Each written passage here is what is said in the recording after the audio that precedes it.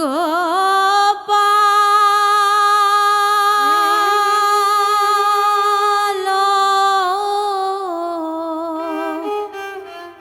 বংশধর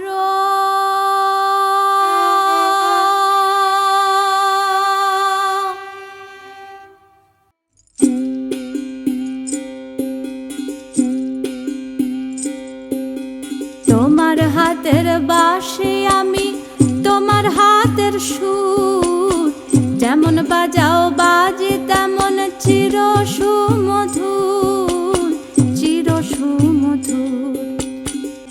রাধা রাধা বলে বাজাও নিশুত রাতে, লোক লাজের ভয় করি না, বাজি সাথে সাথে